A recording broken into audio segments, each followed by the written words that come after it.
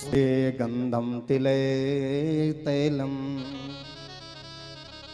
काष्टे वह्नि पयो घृतम इक्षो गुणम तथा देहि पश्यात्मन विवेकता। माँ जी ये मंत्र में शर्त लिखी थी कि कौन उसमें बैठेगा। सबसे पहले शर्त लिखी है पुष्पे गंधम। फूल में सुगंध होती सब जानते हैं, सब सुंगदा ना, लेकिन जैका नाक नहीं सुंगदा वो मना कर लू कि वही फूल में सुगंध नहीं, तो तब क्यों बोलना आप?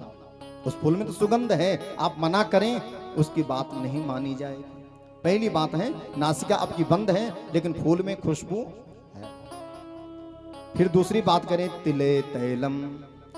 तिल में तेल होता है सब जानते हैं, लेकिन यदि आपने ज्योति जलानी है, मां भगवती के शरण में दीपक जलाना है तो तिल से दीपक जलेगा।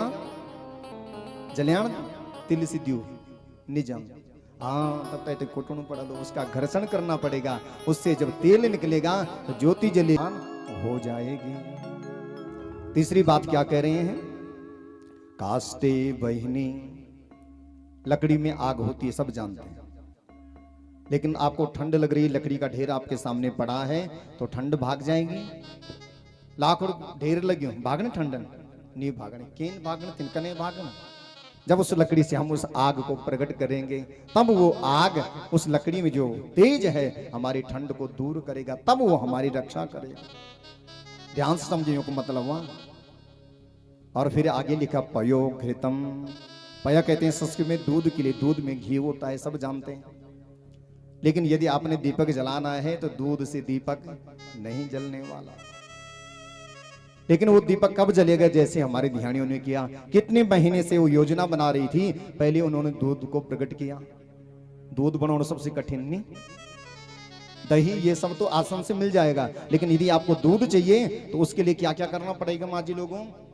गाय रखनी पड़ेगी, दूध निकालना सबसे बाद काम, पहले गौड़ी रखना, फिर घास लेना, फिर वही को मोल निकालना, मतलब पशु के जैसे बनना पड़ेगा, तब जाके हमें दूध प्राप्त होगा। फिर दूध का दही, दही का मंथन माखन निकलेगा, फिर उसको गर्म करेंगे, फिर घी निकलेगा, फिर ज्योति प्रकाशित होगी, ज्योति जलेगी।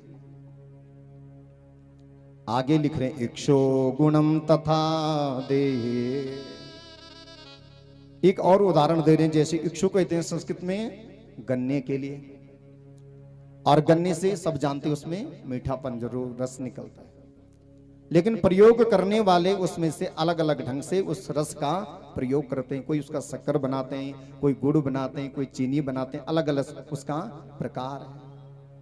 समझे ना तुम लोग? पश्य आत्मन विवेकता। उसी प्रकार से हम उस भगवती के विमान में बैठ सकते हैं, उस भगवती को पा सकते हैं, लेकिन जब हमारे भीतर विवेक जागेगा। और वो कैसे जागेगा? जब हम उसको अपने अंतःकरण में आत्मसात करेंगे।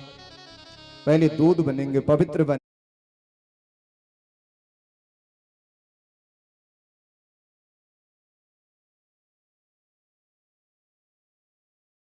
फिर दही बैठना भी पड़ेगा। नहीं आदत बैठने की, यजमान जी बोलना क्या करना हमारे प्रभात भाई, लेकिन फिर भी मां शक्ति दे रही है और बैठ रहे हैं पूरा है। बोलना मेरी खूब दर्द है, वो दर्द है ये समाप्त होगी। एक देवी भागवत में यानी न मंत्र माजी लोगों अब टाइम तो कम छे, अगर कई का जीवन में रोग छे, भगवती एक देवी भागवत में मंत्र छे जैन